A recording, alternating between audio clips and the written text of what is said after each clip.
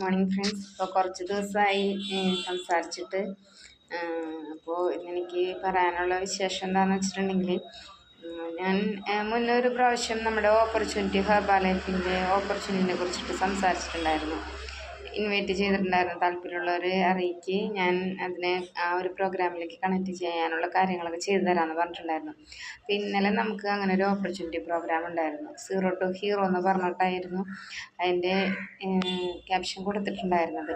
എന്ന് പറയുമ്പോൾ ഒരു സീറോയിൽ ഉണ്ടായിരുന്ന ഒരാൾ ഹീറോ ആയ ഒരു സ്റ്റോറി ആയിരുന്നു ഇന്നലെ കാണിച്ചു തന്നിട്ടുണ്ടായിരുന്നത് എല്ലാവർക്കും.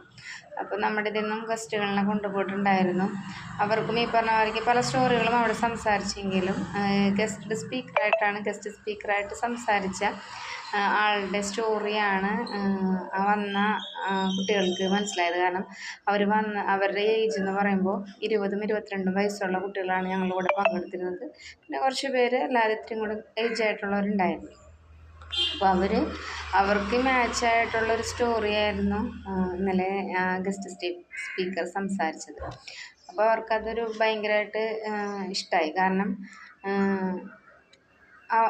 ആൾ വളർന്ന് വന്ന സിറ്റുവേഷൻസാണ് പിന്നെ ഹെർബാലൈഫിൽ ഇപ്പോൾ വരെയും എത്തിയിരിക്കുന്ന കാര്യങ്ങളാണ് സംസാരിച്ചത്.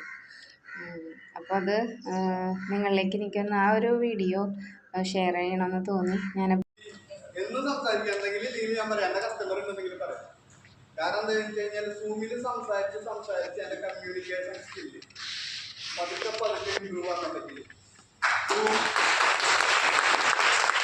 കമ്മ്യൂണിക്കേഷൻ സ്കില്ല് ഇമ്പ്രൂവ് ആക്കിയോട് കൂടി ഞാൻ പറയുന്ന എൻ്റെ വാക്കുകളിൽ കോൺഫിഡൻസ് കൂടി. എല്ലാവരും നന്നായിട്ടിരിക്കുക, നല്ല ആരോഗ്യത്തോടെ ഇരിക്കുക, ഹാപ്പി ആയിട്ടിരിക്കുക. Okay, thank you.